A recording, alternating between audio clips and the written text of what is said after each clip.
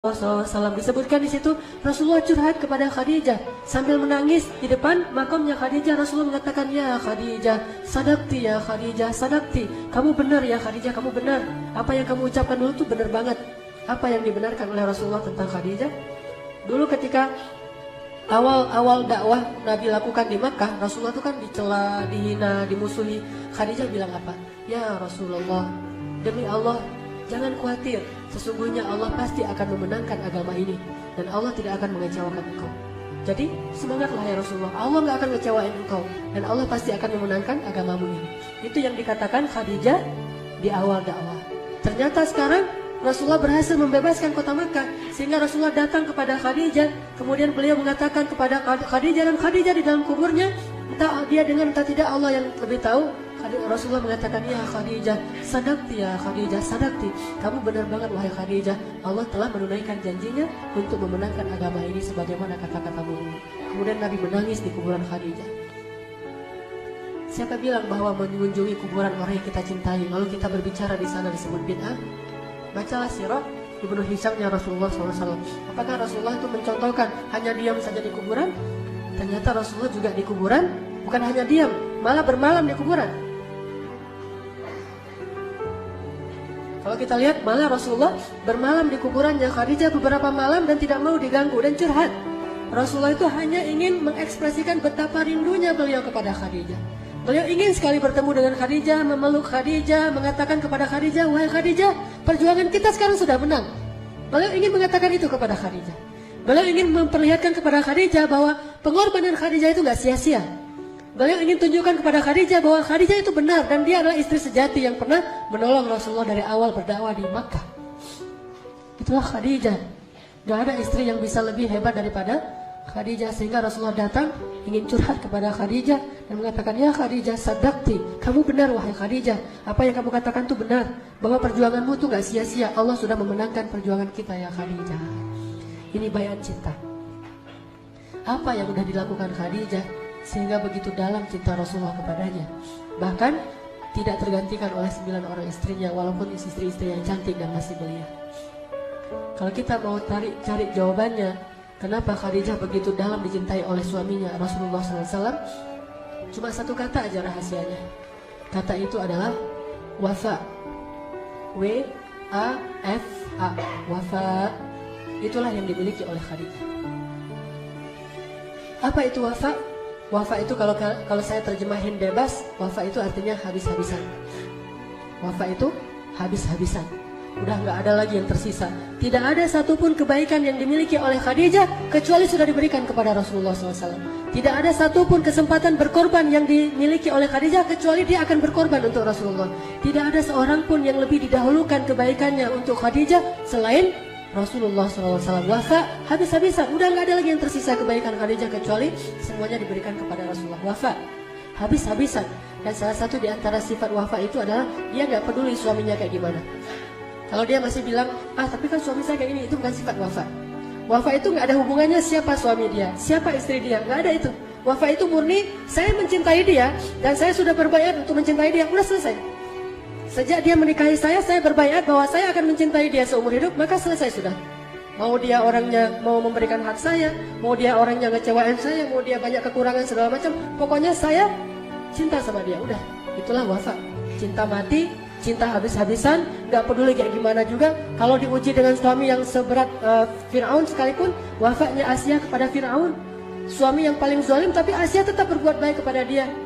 Begitu juga dengan Fatimah, Ali yang miskin, udah miskin, banyak kerjaan lagi di luar, miskin, udah gitu nggak bisa ngasih nafkah, udah gitu sering keluar negeri untuk berdakwah dan nggak ada hasilnya, tetapi Fatimah terus wafa kepada Ali. Rata-rata di antara 4 perempuan ini selain Maryam, karena Maryam tidak punya suami, salah satu yang membuat mereka lebih dari perempuan yang lain adalah mereka semua punya sifat wafa dan nggak ada pengecualian, nggak ada cerita itu kan Firaun, nggak ada, itu suami saya dan saya cinta sama dia.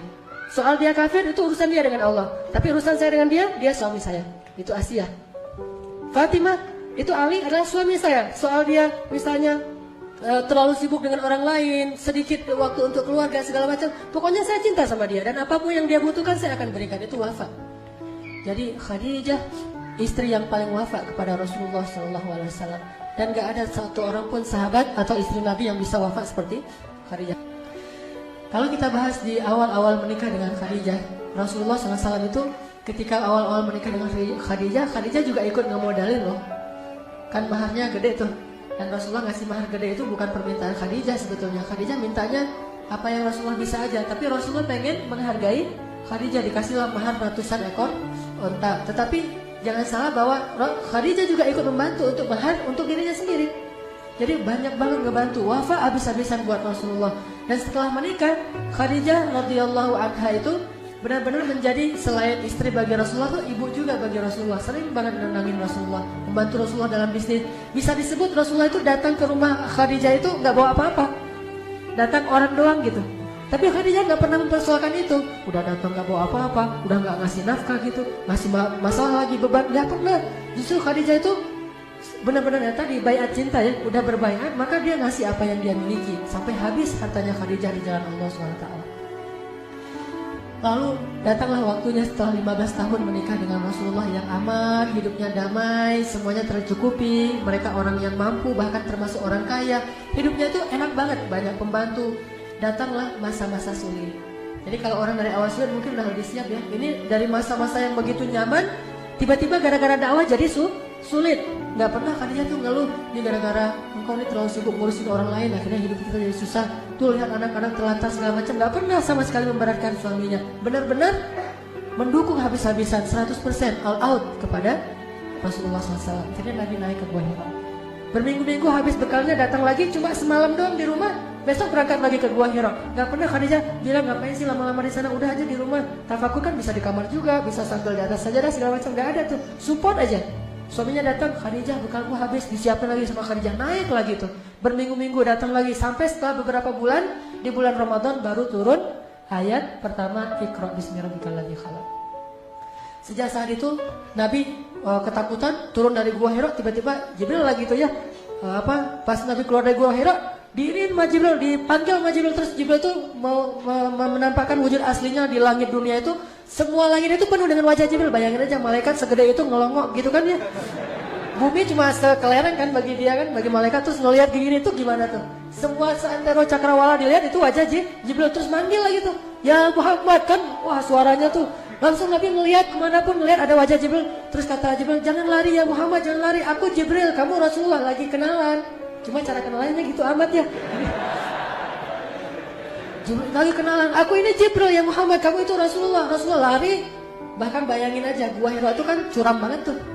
Turun gak usah lari, jalan aja susah. Gimana turunnya lari, coba gimana ngebayangin itu. Saya gak bisa kebayang pas saya umroh ngeliat Gua Hira kayak gini curamnya. Terus Nabi turun lari karena disamperin Jibril pengen kenalan. Itu kayak gimana tuh turunnya, luar biasa, gak adaran kan. Turun sampai ngos-ngosan, di rumah ketok pintu langsung tadi dipeluk sama Khadijah. Khadijah menangis setelah Rasulullah bangun istirahat. Khadijah tanya, ya suamiku ada apa? Kata Rasulullah, ada kejadian aneh, tiba-tiba datang sosok makhluk yang luar biasa besarnya, wajahnya memenuhi langit segala macam. Aku gak tahu ini kenapa dengan aku akhir-akhir ini gitu. Dan dia berpesan Iqra bismi rabbikal ladzi khalaq. Akhirnya Khadijah bilang, yuk kita ketemu dengan sepupuku Waraqah, ulama Nasrani yang ada di Makkah. Yuk kita ketemu dengan dia banyak ilmu. Dianterin sama Khadijah ke Waraqah. Terus ketemu dengan Waraqah, ngomong dengan Waraqah, ya Waraqah apa yang terjadi pada suamiku? Akhirnya Waraqah bilang, itu namus. Namus itu bahasa Ibrani untuk Jibril. Itu namus yang pernah mendatangi Musa dan Isa. Kalau dia datang lagi jangan lari wahai Muhammad. Sesungguhnya dia adalah pembawa wahyu. Berarti engkau adalah nabi yang terakhir yang kami tunggu-tunggu. Aduhai seandainya hidupku masih lama, aku pasti akan menolongmu ketika orang-orang memusuhimu nanti, kata Waraqah. Setelah beberapa lama kemudian, kurang dari 1 tahun, entah beberapa hari, Waraqah meninggal dunia. Khadijah makin yakin kan kalau suaminya adalah utusan Allah. Bahagia banget Khadijah, mendukung banget. Tapi dia tahu resiko kayak yang disampaikan Khadijah oleh Waraqah. Apa kata Waraqah diam-diam kepada Khadijah? Ya Khadijah, suamimu itu akan mendapatkan banyak sekali masalah, maka beradalah terus di sisinya. Kata Khadijah, saya menjadi fida itu tebusan gitu. Kalau ada apa-apa saya duluan ya kan ngadapin. Ya Waraqah, saya akan membantu suami saya hidup dan mati. Ini baiat cintanya Khadijah. Tahu resiko jadi seorang nabi. Pulang ke rumah, Rasulullah masih nggak enak nih kalau didatangin Jibril. Merasa nih Jibril beneran atau setan nih, kan belum kenal ya. Gimana nih cara biar makin yakin? Khadijah tuh pintar gitu. Kata Khadijah, ya Rasulullah, sekarang manggilnya Rasulullah, ya Rasulullah. Kalau kau ingin membuktikan itu malaikat atau jin, caranya gampang. Nanti kalau dia datang, kasih tahu saya ya. Nah, ini istri luar biasa, pintar, cerdas banget nih, bijaksana. Kata Rasulullah, oh ya, nanti kalau dia datang mau kasih tahu kamu. Datanglah Jibril. Pas datang Jibril, Assalamualaikum, waalaikumsalam. Gak langsung disuruh masuk, langsung Rasulullah nyamperin Khadijah belakang. Khadijah, Jibril datang.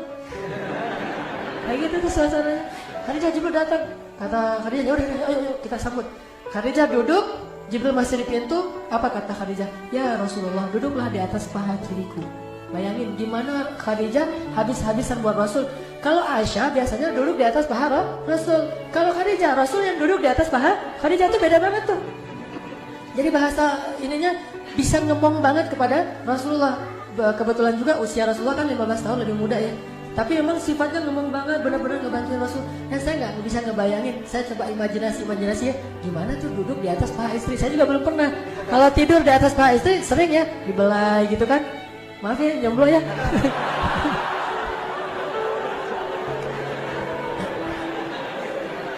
Pulang dari Al-Latif, udah ngomong dua sesi taklim, sesi tarbiyah, capek banget pulang, mau tidur di atas, paha istri dibelah-belah gitu, tuh enak banget loh. Tiba-tiba bangun udah azan subuh kan, luar biasa tuh. Rasulullah duduk di atas paha Khadijah, di atas paha kirinya. Khadijah bilang, duduklah di atas paha kiriku ya Rasulullah. Rasulullah duduk, kemudian Khadijah nanya, apakah engkau masih bisa ngelihat Jibril? Kata Rasulullah, masih bisa ya Khadijah. Kalau gitu coba pindah ke paha kanan. Ini dalam hadisnya kayak gitu. Akhirnya Nabi pindah lagi ke paha kanannya Khadijah, dipeluk sama Khadijah. Masih ngelihat nggak Jibrilnya? Masih. Kalau gitu coba ke belakang saya. Rasulullah ke belakang meluk Khadijah dari belakang kan keren banget tuh ya. Meluk dari belakang kayak orang lagi ngapain gitu kan. Udah gitu Khadijah nanya, ya Rasul masih ngelihat Jibril nggak? Masih. Akhirnya Khadijah pura-pura mau membuka cadar dan jilbabnya. Pas dia mau membuka itu Rasulullah tanya, ya Rasulullah masih ngelihat Jibril? Kata Rasulullah, udah nggak ngelihat, Jibril udah pergi. Kata Khadijah, kalau gitu dia benar-benar malaikat. Kenapa? Malaikat gak mau melihat aurat. Malaikat tidak mau melihat aurat. Kalau dia masih ngelihat, melototin lagi, itu jin banget tuh. Kan cerdas banget ya Khadijah ya. Cara nguji mana malaikat, mana jin. Jadi yang senang ngelihat melototin yang gitu-gituan, itu jin. Kalau malaikat gak senang yang gitu-gituan. Jadi kalau kita pengen nih, yang cewek-cewek nih pengen doanya mustajabah, diaminkan oleh malaikat, kemana dia pergi dinaungin malaikat, berarti muhajabah, tutuplah auratnya, karena malaikat gak mau dekat dengan orang yang membuka aurat. Kenapa? Malaikat itu sangat terjaga. Pandangan matanya malaikat itu terjaga. Emang malaikat ada hawa nafsu? Ini bukan soal nafsu ya, tapi soal kesucian, kehormatan, dan malaikat itu menghargai perempuan. Sehingga malaikat gak mau melihat perempuan yang sedang membuka aurat. Jadi kalau malaikat Jibril datang ke rumah Khadijah, itu pasti minta izin dulu. Takutnya Khadijah belum pakai jilbab. Makanya Khadijah nguji nih. Pas mau dibuka, belum dibuka juga, Jibril udah pergi tuh.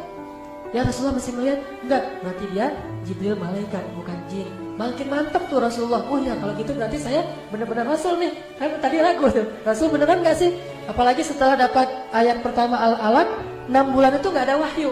Nah dalam 6 bulan itu kan Nabi jadi ragu lagi. Jangan-jangan saya gak jadi Nabi ini, dibatalin gitu kan.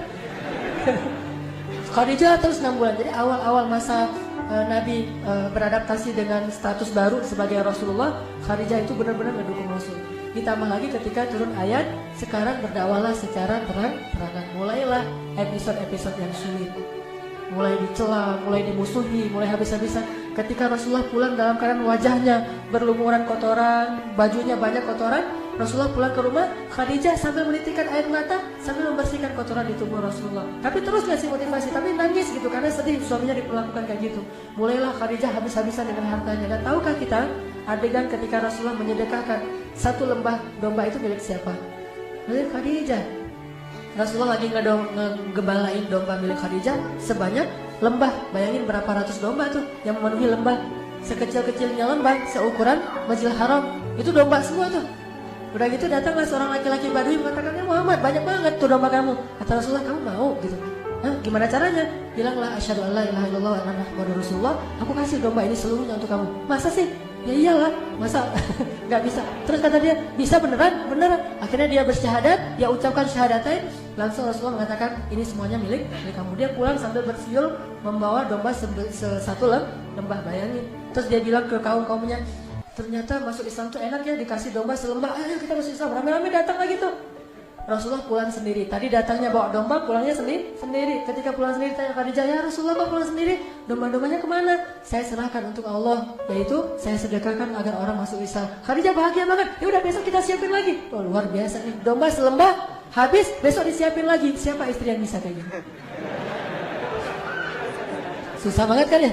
Itulah wafa, hartanya habis fi sabilillah. Kalau kita bicara tentang kedermawanan Abu Bakar, itu kan laki-lakinya. Kita jarang ngebahas perempuannya, nggak seimbang, nggak adil. Padahal harusnya kita sebutkan juga bahwa ada perempuan yang sedermawanan Abu Bakar, bahkan lebih dari Abu Bakar, yaitu Khadijah itu luar biasa. Yang membeli budak-budak di Makkah itu bukan cuma Abu Bakar, Khadijah juga beli. Kemudian dibebaskan dengan harga yang satu orang budak itu harga paling murahnya 700 juta. Kira-kira berapa miliar habis uang Khadijah. Jadi udah Nabi datang gak pakai modal, udah gitu bawa masalah, terus Khadijah habis-habisan gak ngeluh sama sekali. Dan yang paling membuat saya merasa sedih itu adalah ketika Rasulullah SAW itu imbas dari dakwah beliau itu sampai kepada anak-anak beliau yang perempuan, putri-putrinya. Saya gak bisa ngebayangin tuh kalau putri saya diperlakukan kayak gitu gara-gara dakwah saya. Itu luar biasa. Siapa putrinya yang diperlakukan kayak gitu? Ruqayyah dan Ummu Kulsum. Ruqayyah dan Ummu Kulsum dinikahkan dengan putranya Abu Lahab. Berarti sepupuan ya. Nikah dengan sepupunya. Abu Lahab gak beriman kepada Rasulullah. Sehingga gara-gara Abu Lahab benci sama Rasulullah, apalagi setelah berdakwah, Abu Lahab menyuruh anak-anaknya untuk menceraikan istri mereka. Itu anak Rasulullah. Diceraikannya tuh bukan dengan cara yang biasa, diceraikan dengan cara yang hina banget. Diusir dari rumah, disuruh pulang ke orang tuanya sambil dimaki-maki gitu. Sehingga akhirnya datanglah Ruqayyah ke rumah Khadijah. Ibu gitu nangis. Kenapa nak? Kenapa? Suamiku menceraikanku, mertuaku marahin aku, mereka mencela aku segala macam, katanya aku anak seorang pendusta segala macam. Nangis habis-habisan di depan Khadijah, dipeluk oleh Khadijah. Terus Khadijah bilang, sabar ya, jangan sampai kita membuat ayah kita susah gara-gara kamu dalam kasus ini. Gak dikasih tahu kepada Rasulullah. Sampai akhirnya Rasulullah tahu sendiri dari keluarga Abu Lahab, saking menjaganya perasaan Rasulullah. Jangan sampai concern Rasulullah di dakwah itu terganggu oleh masalah anaknya. Bukan justru bilang ke Rasulullah, ya tuh anak kita tuh jadi imbas gara-gara kerjaan kamu. Enggak, justru disuruh sabar anaknya, jangan ngeluh ya, kita harus dukung ayah kita gitu. Terus aja. Gak lama kemudian hari kedua datang lagi Ummu Kulsum, sama juga statusnya, dicerai oleh suaminya, nangis-nangis. Khadijah menghibur lagi, sama sekali gak menyalahkan suaminya Rasulullah yang sedang berdakwah. Sampai akhirnya saking sedihnya Rasulullah anaknya diperlakukan kayak gitu, Nabi berdoa, ya Allah, utuslah serigalamu untuk anak-anaknya Abu Lahab. Itu sekali-kalinya Nabi berdoa itu dalam bentuk doa yang buruk. Dan itu terjadi saat akhirnya anak Abu Lahab itu matinya gimana? Dimakan serigala dalam satu perjalanan. Saking sedihnya Rasulullah ketika anaknya diperlakukan kayak gitu. Dan Rasulullah itu sering tersentuh kalau urusan perempuan. Kalau ada perempuan yang dizalimi, Rasulullah itu marah banget. Termasuk kenapa Rasulullah membunuh satu Bani Quraidah orang Yahudi, karena melecehkan seorang perempuan. Roknya diikat dengan tali, kemudian pas dia jalan tersikat auratnya sehingga dia malu. Lalu ketika dia malu disorakin rame-rame. Lalu ada laki-laki muslim yang membela dia, dibunuh sama pemuda Yahudi. Akhirnya Rasulullah marah udah. Kalau udah main perempuan, Rasulullah tuh marah besar. Akhirnya mereka dikepung, gak mau menyerahkan pembunuhnya, dan mereka pun diperangi. Sekitar 300 orang laki-laki Yahudi kemudian dibunuh oleh Rasulullah SAW. Gara-gara gak mau menyerahkan para pembunuh laki-laki tadi dan yang telah melecehkan perempuan Islam. Artinya bahwa Rasulullah tuh sedih banget ketika anaknya digituin. Terjadi lagi nanti pemboikotan terhadap Rasulullah selama 3 tahun. Nah, ketika Rasulullah diboikot selama 3 tahun, Khadijah menemani Rasulullah. Dan sampai Khadijah habis hartanya membiayai berapa orang? Ada lebih dari 1000 orang kaum muslimin Bani Hashim yang diboikot, siang malam ditanggung oleh Abu Bakar dan Khadijah, 2 orang ini. Sampai Abu Bakar jatuh miskin, sampai Khadijah jatuh miskin. Bayangin, ngebayarin pengungsi selama 3 tahun. Kan luar biasa tuh, pengungsinya banyak, setiap hari butuh air, dan air mahal di Mekah itu. Mereka bayar air aja udah habis uangnya, kayak kita beli aqua setiap hari tuh, lama-lama untuk satu masjid aja kayak gini nih, sekitar 500 orang. Kalau setiap hari itikaf di masjid kan lumayan tuh kan ya, biayanya. Yang nanggung cuma 2 orang, satu ikhwan, satu akhwat. Selama 3 tahun coba bayangin, kayak gimana tuh butuhnya. Nyembeli onta, selimut, orang-orang yang sakit segala macam, semuanya dibiayai oleh Khadijah dan Abu Bakar. Sampai setelah selesai pemboikotan 3 tahun, Khadijah wafat karena Khadijah sakit keras.